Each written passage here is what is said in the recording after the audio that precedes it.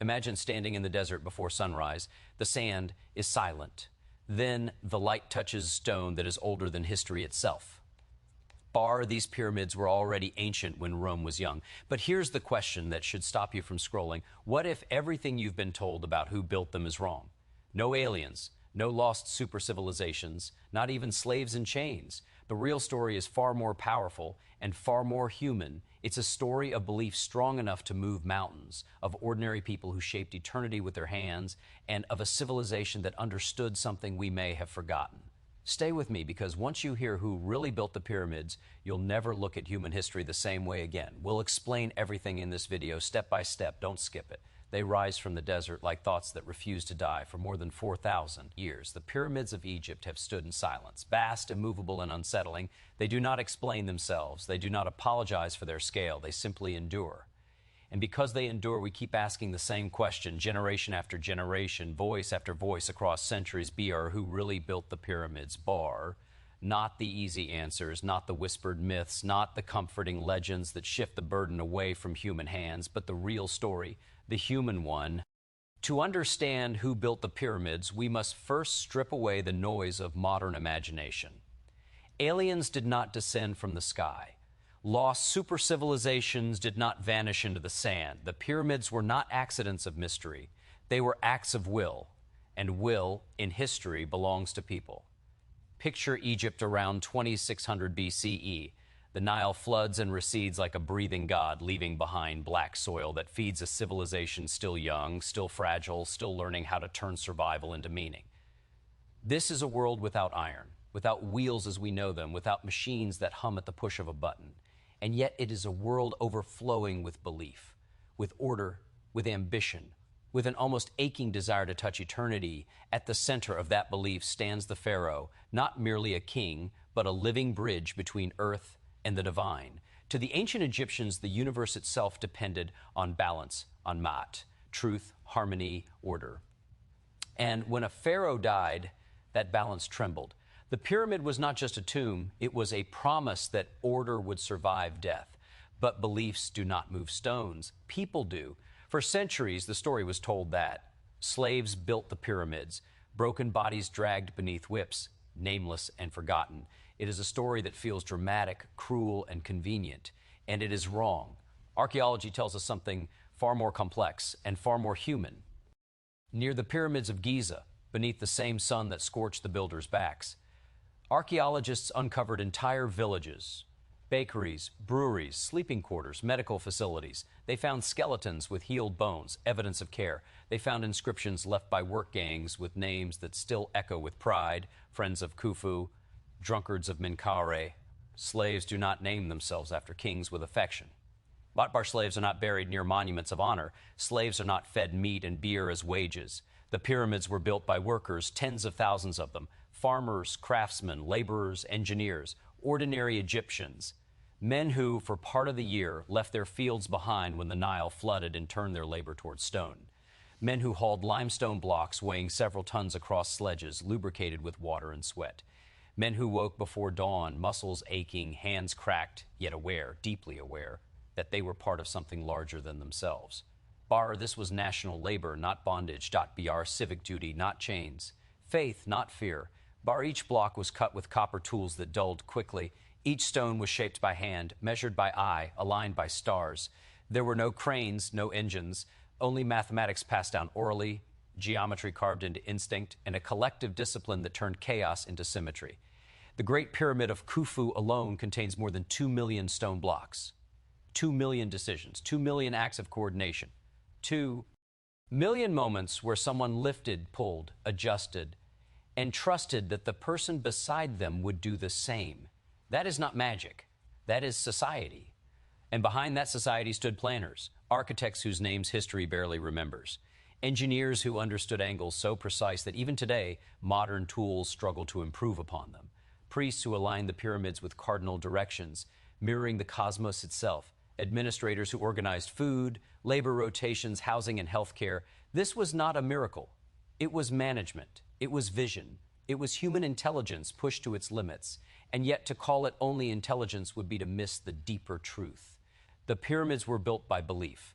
Belief that death was not the end, belief that a just life echoed beyond the grave, belief that by building a stairway of stone to the heavens, the entire nation ascended with its king. When we stand before the pyramids today, we see stone. But the people who built them saw continuity. They saw eternity made solid. Think of the irony. The pharaohs for whom the pyramids were built, Khufu, Khafre, Menkaure, are names half remembered. Their mummies long gone, their treasures stolen by time. But the laborers, the so-called ordinary people, left behind something extraordinary. They bent history's arc with their hands. And perhaps that is why the pyramids unsettle us, because they challenge a modern assumption that greatness must come from technology, from machines, from forces beyond human reach. The pyramids stand as a rebuke to that idea. They say, look what people can do when they share purpose. Bar, the stones still fit so tightly that a blade cannot pass between them. The structures still point north with astonishing accuracy. The desert still bows to their presence. Who really built the pyramids? Were not gods, bar not monsters, bar not myths. They were built by human beings, flawed, hopeful, believing human beings who looked at death and refused to let it have the final word. They built with hands that bled, backs that bent, and hearts that believed the future would remember them. And in stone, against all odds, it did. For centuries, the most common answer to who built the pyramids has been simple, dramatic, and wrong. The image is familiar. Endless lines of slaves, broken by whips, dragging stones under a merciless sun, their suffering transformed into monuments for tyrants. It is a story that fits neatly into modern ideas about ancient cruelty. And perhaps because it is so dark, it feels believable. But history, when listened to carefully, tells a far more complicated and far more human story. The pyramids were built by organized, skilled Egyptian workers, people who lived, worked, ate, rested, argued, joked, prayed, and dreamed within the rhythms of their society. They were not outsiders forced into labor by chains, but citizens drawn into a national project that blended duty, belief, and opportunity. Understanding this requires setting aside modern assumptions and stepping into the world of ancient Egypt on its own terms. Egypt was a civilization shaped by the Nile. Each year, the river flooded, covering farmland and water and leaving behind rich soil when it receded. During these flood months, farming stopped.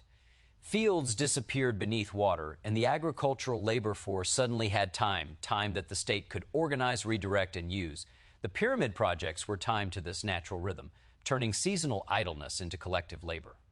This was not random exploitation, but a carefully structured system that aligned nature, economy, and belief. Archaeology has dismantled the slave narrative piece by piece. Near the pyramids of Giza, excavations revealed entire worker settlements, planned communities with streets, barracks, bakeries, breweries, and storage facilities. These were not temporary camps of disposable labor. They were functioning towns designed to support a large workforce over long periods. The scale of food production alone tells a powerful story. Workers were fed bread, onions, dates, fish, and large quantities of beer, along with meat, beef, and goat, foods far too valuable to waste on enslaved populations considered expendable. Human remains uncovered at these sites speak even more clearly. Skeletons show signs of intense physical labor, yes, but also signs of medical treatment. Broken bones were set and healed. Arthritic joints show long-term strain rather than sudden abuse. Some workers were buried near the pyramids themselves, in tombs that carried honor, not anonymity. Slaves in ancient Egypt were rarely granted such care, such proximity, or such dignity in death. Even the language left behind undermines the myth. Inscriptions found inside the pyramids and in worker areas record the names of labor gangs. These were not numbers or marks of ownership. They were names filled with humor, pride, and identity. Names like Friends of Khufu or the Strong Ones of Menkaure. These inscriptions read like the signatures of teams who knew their contribution mattered, who understood themselves as part of something enduring. The organization of the labor force itself reveals skill rather than coercion.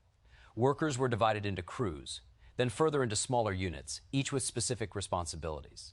Some cut stone in quarries miles away. Others transported blocks using sledges over prepared paths. Others shaped, polished, and set the stones in place with astonishing precision. This required training, experience, and coordination. You cannot build monuments of such accuracy with terrified, unskilled bodies. Fear fractures effort. Skill multiplies it. Engineering knowledge flowed through these workers, not just through elites. They understood leverage, balance, friction, and geometry through practice refined over generations. Reliefs and physical evidence show the use of water to reduce friction when hauling stones, a simple but brilliant technique born of observation and shared knowledge. The pyramids were not built by genius alone, but by accumulated wisdom distributed across thousands of hands. There is also the question of motivation. Why would so many people commit themselves to such exhausting work?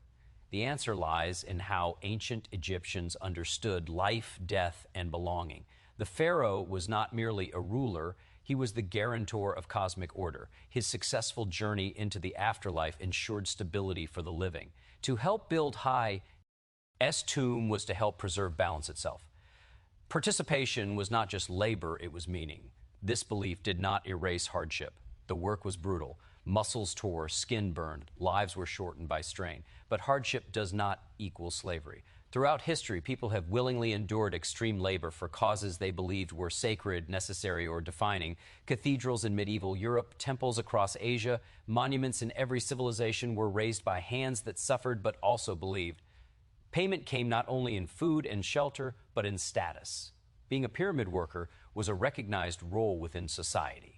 Families gained prestige, communities gained favor. To contribute to a royal monument was to leave a mark on eternity, even if one's name never appeared in stone. In a culture obsessed with remembrance and the afterlife, this mattered deeply. The persistence of the slave myth says more about later societies than about ancient Egypt. Greek historians, writing centuries after the pyramids were built, misunderstood or reshaped the story through their own cultural lenses. Later traditions, especially those influenced by biblical narratives of bondage, projected familiar images of slavery backward onto monuments they did not fully understand. In modern times, the idea that ancient people could not achieve such feats without oppression or external help reflects a failure to trust human capacity when stripped of modern machines. To say that skilled Egyptian work built the pyramids is not to romanticize the past. It is to recognize the complexity of human societies, the way power, belief, labor, and identity intertwine. These workers lived under a hierarchical system where the state commanded enormous authority. Choice existed within limits. Participation was expected, sometimes compulsory. But compulsion within a social contract is not the same as dehumanization. What stands in the desert today is not just stone arranged into triangles. It is evidence of organization without modern technology, of coordination without digital tools, of purpose strong enough to bind thousands into a single effort. The pyramids are records of labor managed, not bodies broken beyond care. They testify to a civilization capable of feeding, housing, healing, and motivating its workforce at a scale unmatched for millennia. When we reduce the builders to slaves, we erase their intelligence, their agency, and their contribution. We turn one of humanity's greatest collective achievements into a story of suffering alone. The truth is heavier and more meaningful.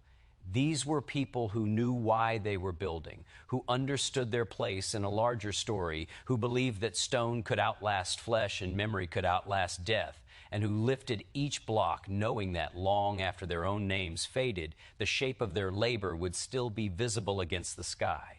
To understand why the pyramids exist at all, one must first understand how the ancient Egyptians understood reality itself.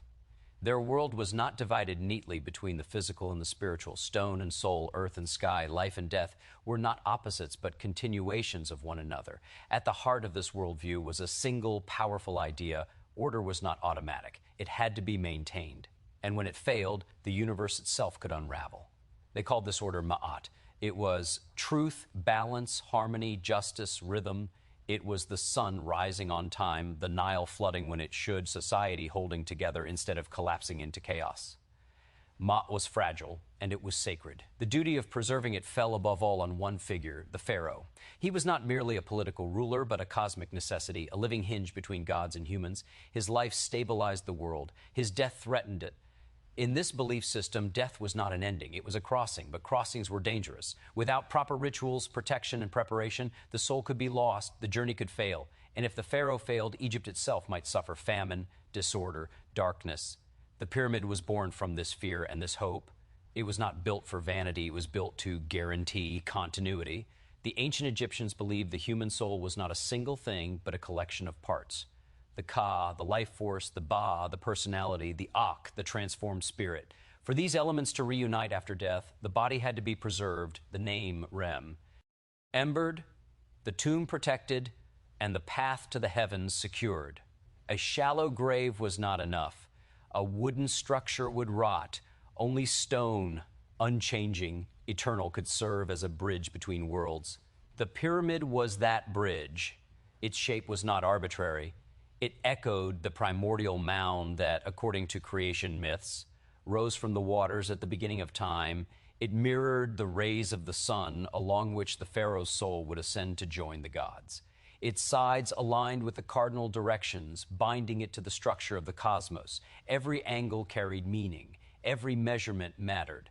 For the people who built these monuments, this symbolism was not abstract theology. It was lived reality. Religion in ancient Egypt was not confined to temples or priests. It infused daily life. The gods were present in the flooding river, the growing grain, the movement of the stars. To help ensure the Pharaoh's safe passage into the afterlife was to help ensure that the sun would rise tomorrow and that the Nile would flood again next year. This is why belief mattered more than force. You cannot sustain decades-long construction projects of such scale through fear alone. Fear exhausts itself. Belief renews itself. The workers who hauled stone were participating in a sacred act. Their labor was prayer made physical. Each block placed correctly was a small victory against chaos, a reaffirmation that the world made sense and would continue to make sense. The afterlife the Egyptians imagined was not distant or abstract. It was familiar. It looked like Egypt at its best: fertile fields, gentle waters, abundant harvests. The goal was not to escape the world, but to preserve it forever in perfected form. The Pharaoh's successful rebirth ensured that this ideal order could echo endlessly, protecting both the living and the dead. This belief system also created a moral universe. A person's heart would be weighed after death against the feather of Ma'at. A life lived in harmony mattered, truth mattered, duty mattered, participation in sacred work mattered. Building the pyramid was not only about helping the king, it was about aligning oneself with cosmic justice, about becoming part of the moral architecture of the universe. The scale of the pyramids reflects the scale of this belief.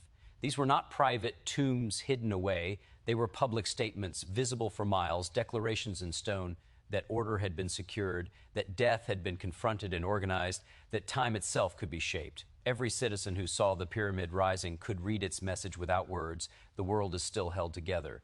Even the endurance of the structures reinforced belief. As generations passed and the pyramids still stood, unbroken by floods, storms, or time, they became proof that the system worked.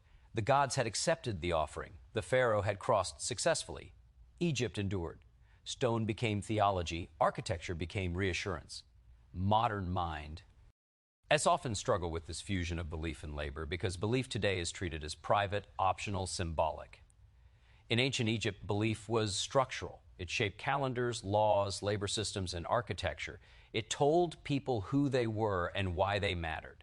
When workers pulled stone across the desert, they were not just obeying orders, they were reenacting creation itself, turning chaos into form. This is why the pyramids inspired such loyalty even as they demanded sacrifice. They were not seen as drains on society, but as investments in stability. A successful pyramid project promised prosperity, protection, and cosmic favor. To abandon such a task would have been unthinkable, not because of punishment, but because of fear of what might follow if order were neglected. The emotional power of this belief cannot be overstated. To live in a world where the universe depended on correct action was to live with constant purpose.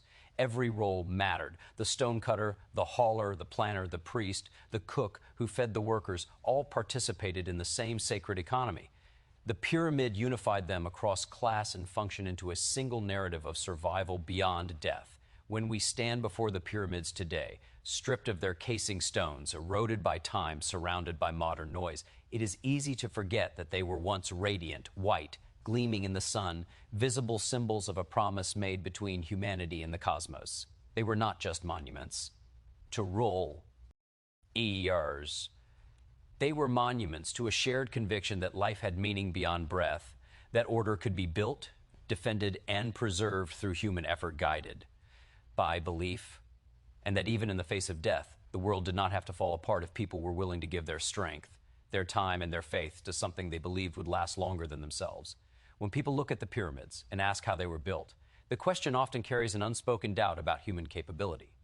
The sheer size of the stones, the precision of the angles, the endurance of the structures seem to demand an explanation beyond ordinary effort. Yet the true story is not one of lost technology or supernatural intervention, but of coordination, thousands of minds and bodies moving in disciplined harmony toward a single goal. The construction of the pyramids was not chaos slowly shaped into order. It was order imposed from the very beginning. Long before the first stone was laid, surveyors measured the land, marking out sacred space with cords, stakes, and sight lines aligned to the stars. Using simple tools, plumb bobs, leveling instruments, and careful observation, they achieved alignment so precise that the Great Pyramid still points north with astonishing accuracy. This precision was not an accident. It was the result of knowledge shared, tested, corrected, and passed forward. At the heart of the project was planning. The pyramids did not rise through brute force alone. They rose through schedules, logistics, and systems. Quarries had to be opened and managed. Limestone for the core came from nearby, while finer casing stone was transported from distant Tura across the Nile. Granite, far heavier and harder to cut, was hauled from Aswan hundreds of miles away. Each source required different tools, different techniques, and different timetables, all synchronized into a single operation. Transport was itself an exercise in collective intelligence. Stones weighing several tons were placed on wooden sledges and dragged across prepared paths. Archaeological evidence and wall reliefs show water poured in front of the sledges to reduce friction, a simple yet elegant solution born of observation rather than theory. This meant fewer men were needed per block, conserving energy and reducing injury. Such efficiency does not emerge in a society that relies on raw coercion. It emerges where experience is valued and knowledge circulates. Labor was divided with remarkable sophistication. There were permanent skilled workers, stonecutters, masons, carpenters, toolmakers, whose expertise was essential year-round. Alongside them were rotating labor crews drawn from across Egypt during the agricultural off-season. These crews were organized into teams, sub-teams, and units, each with defined roles and overseers. Responsibility was distributed, accountability maintained, and progress tracked over years, even decades.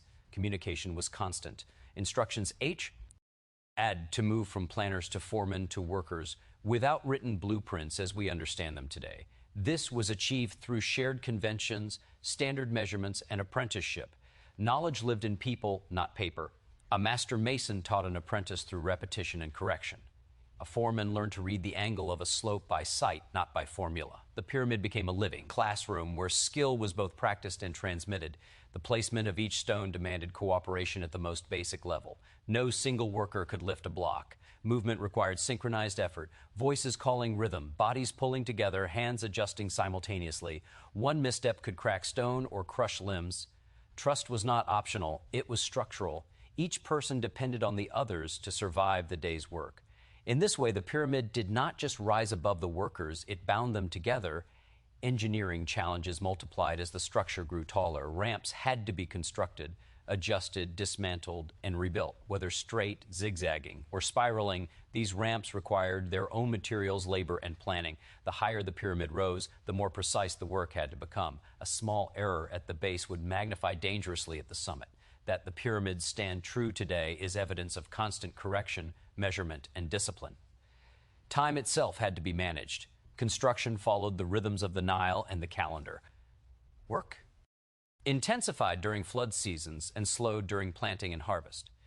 This required long-term vision. The builders knew the pyramid would not be finished in a year or even a decade. They worked with patience, shaped by certainty that the project would outlast individual lives. Such patience cannot exist without a shared commitment to continuity. The state provided food, shelter, tools, and organization, but the machinery of construction ran on human intelligence. Problems arose daily, stones cracking unexpectedly, tools wearing down, injuries halting progress, weather disrupting transport. Solutions had to be improvised, tested, and adopted. Over time, methods improved, efficiency increased. The pyramid was not built by repeating a single action millions of times, but by learning, adapting, and refining.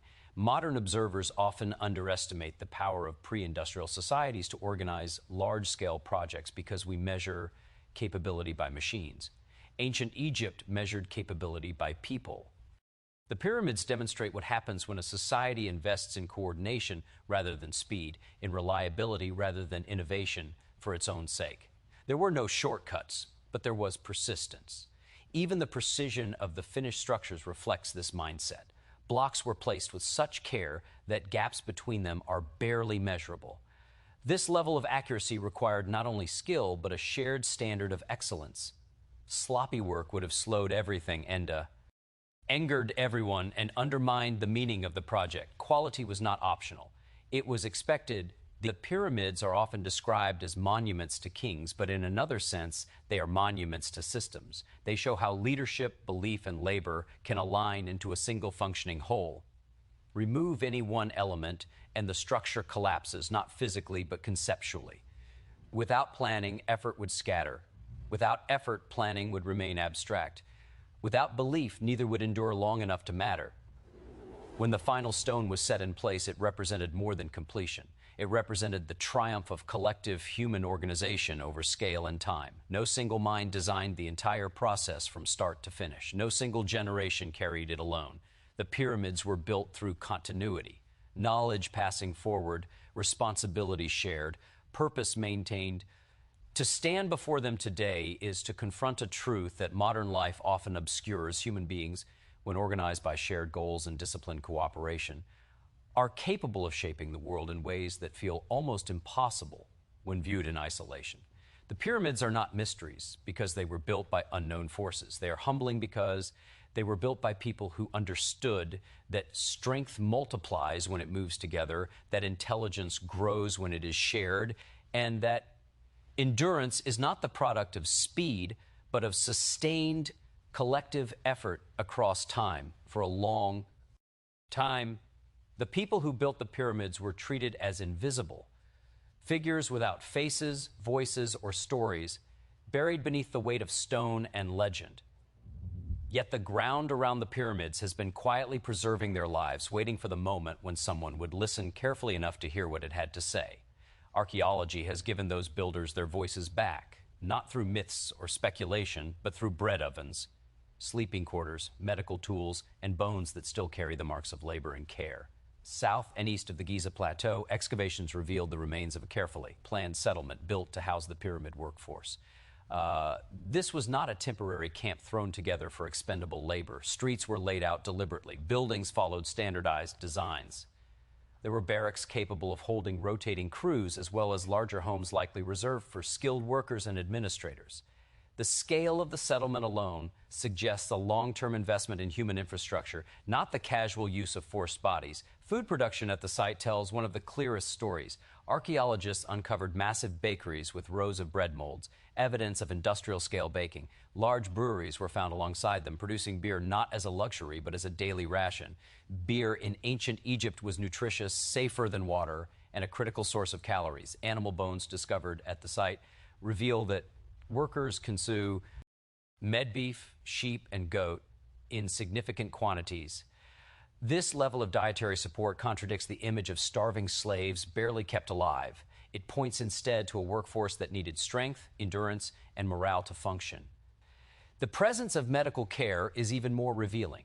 Human skeletons recovered from worker cemeteries show signs of severe physical stress, compressed vertebrae, worn joints, fractured bones, but many of these injuries had healed. Broken limbs were set and allowed to recover. Infections were survived. Some individuals lived for years after injuries that would have rendered them useless or disposable in a slave system. Medical tools found nearby, along with evidence of basic surgical practices, suggest that injured workers were treated, not abandoned. Burial practices further challenged long-held assumptions. Workers were buried in organized cemeteries close to the pyramids themselves, a location of honor in ancient Egyptian belief. Their graves, while modest compared to royal tombs, included offerings, pottery, and in some cases, inscriptions.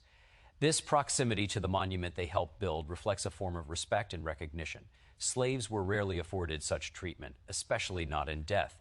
The most intimate archaeological evidence comes from inscriptions left by the workers themselves, written in red ochre inside construction areas, and on blocks later hidden from view. These markings were never meant for public display. They were now records and expressions of identity.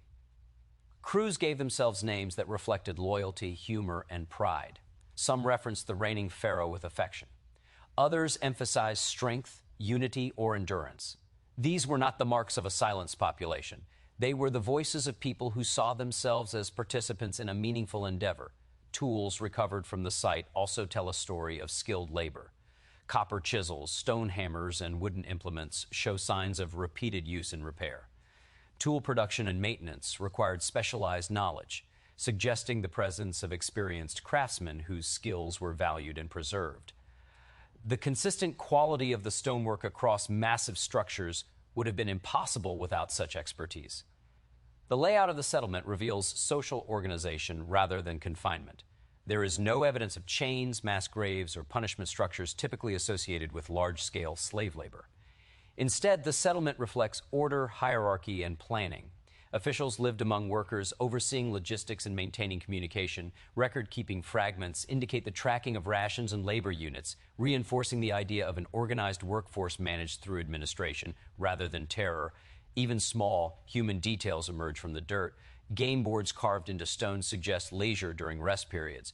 Personal items hint at individual lives beyond labor. These traces remind us the builders were not abstractions. They were people who laughed, rested, competed, and socialized after long days of work. Their lives were hard, but they were lived within a community. Perhaps the most powerful evidence is what archaeology does not find. There are no signs of mass malnutrition, no piles of bodies discarded after collapse, no infrastructure designed for permanent restraint.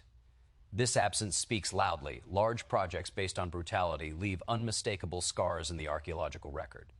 The pyramid's construction sites instead reveal care, planning, and sustainability. The rediscovery of these worker communities has forced historians to rethink not just who built the pyramids, but how ancient societies functioned. It reveals a state capable of mobilizing resources on a massive scale while still maintaining a degree of responsibility toward its labor force. This does not mean the system was equal or gentle. Power flowed downward, demands were high, but within those demands existed an understanding that people were resources worth preserving by uncovering villages, cemeteries, tools, and inscriptions.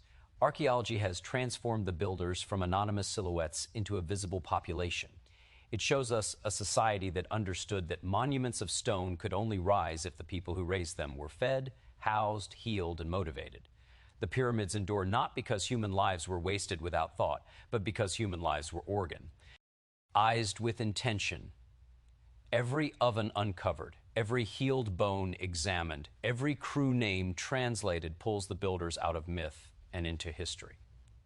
It reminds us that behind every massive achievement lie countless ordinary lives whose efforts accumulate into something extraordinary. The pyramids were not built by ghosts or slaves erased by time, but by communities whose traces still linger beneath the sand, waiting to remind us that history is not only written by kings, but also by the people who carried the stones, shared the meals, treated the wounded, and left their marks where they never expected anyone to look. The pyramids have survived earthquakes, invasions, looting, and the slow abrasion of time. Yet their greatest power has never been physical. It lies in what they reveal about human potential, when belief, purpose, and collective effort converge. They stand as a permanent argument against the idea that individuals alone shape history. Instead, they testify to what becomes possible when thousands of lives are aligned by a shared vision that stretches beyond personal survival. Every civilization builds, but not every civilization builds something that redefines the limits of what people believe they can do together. The pyramids did exactly that. They were not accidents of ambition or vanity frozen in stone. They were deliberate statements that unity could outlast mortality, that cooperation could shape eternity. Each block represents not just weight and mass, but ager, agreement to pull together, to follow a plan, to trust others to do the same. Collective effort transforms strength. One person can lift only so much, but many people moving in rhythm can shift mountains. The builders of the pyramids understood this intuitively. Their work required synchronized movement, shared timing, and mutual reliance. When ropes tightened and sledges moved, every participant depended on the next. This interdependence turned physical labor into a social bond. The structure rising above them mirrored the structure forming among them. Belief gave this effort direction. Without belief, collective labor becomes fragile, prone to collapse under fatigue and doubt. The belief that animated the pyramid builders was not abstract or distant. It was immediate and practical. It told them that their work mattered not just today, but across generations. It framed exhaustion as sacrifice and repetition as devotion. Belief turned effort into meaning and meaning into endurance. Purpose gave the work coherence. The pyramids were not improvised. They were guided by a clear end goal that everyone understood, even if few grasped the full complexity of the plan. Purpose simplified decision-making. It justified delays and demanded patience. When progress slowed or obstacles arose, the purpose remained fixed, providing a reference point that stabilized the entire enterprise. Together, belief and purpose created resilience. When individuals failed, the system absorbed the loss and continued. When mistakes occurred, they were corrected and integrated into improved methods. The pyramids were not built by perfection, but by persistence. This persistence was social, not individual. It lived in routines, schedules, traditions, and shared expectations. The monuments also reveal the moral dimension of collective effort. They reflect a society that valued continuity over immediacy, legacy over convenience. Resources were directed towards something that would not benefit the builders directly in their own lifetimes. This choice required trust in leadership, in belief systems, and in the future itself. Such trust is fragile and rare. When it exists, it reshapes what a society is willing to attempt. The pyramids force modern observers to confront uncomfortable questions about scale and cooperation. Today, immense projects rely on machines, algorithms, and global supply chains, yet often struggle to inspire shared meaning. The ancient builders achieved extraordinary results with simple tools because the human element was central, not secondary. Coordination was not outsourced. Responsibility was shared. Success depended on people seeing themselves as part of something larger than personal gain. This does not mean the system was free of inequality or hardship. Hierarchies existed. Authority was concentrated. Labor was demanding and sometimes compulsory. But within these constraints, the pyramids demonstrate that collective effort can function without total dehumanization. The archaeological record shows care, organization, and sustainability. This balance between demand and support made endurance possible. The pyramids also reveal how shared effort creates shared identity. Workers from different regions, backgrounds, and roles were united under a single project. Over time, participation itself became a marker of belonging. To have contributed, even briefly, was to be part of a story that extended backward and forward in time. This sense of belonging is one of the most powerful motivators humans possess. As the pyramids rose, they reshaped the landscape and the imagination simultaneously. They became reference points, symbols, and anchors for cultural memory. Future generations did not have to be told what their ancestors valued. They could see it. Stone became a teacher. Architecture became narrative. The collective effort of one era educated the next. The enduring fascination with the pyramids arises not from mystery alone, but from recognition. On some level, people sense that these structures reflect something deeply human. The desire to matter beyond one's lifespan, the longing to contribute to something enduring, the willingness to sacrifice comfort for meaning. The pyramids confront us with a version of humanity that believed cooperation was not a limitation, but a source of greatness. In a world often defined by fragmentation, the pyramids remind us that unity can generate scale without erasing individuality. Each worker remained a person with a life beyond the stones, yet together they created something no single life could claim. This tension between the individual and the collective lies at the heart of human history, and the pyramids capture it in its most monumental form. What the pyramids ultimately prove is not that ancient people possess secret knowledge or lost technology, but that human beings, when bound by shared belief and sustained collective effort, can transcend the apparent limits of their tools and their time. They show that meaning amplifies strength, that coordination multiplies intelligence, and that when people agree on what matters, they can shape the world in ways that endure far beyond their own existence, leaving behind structures that continue to speak across millennia, asking every generation whether it still believes that shared purpose can achieve something worthy of being remembered. Thanks for watching this video, and don't forget to like and subscribe.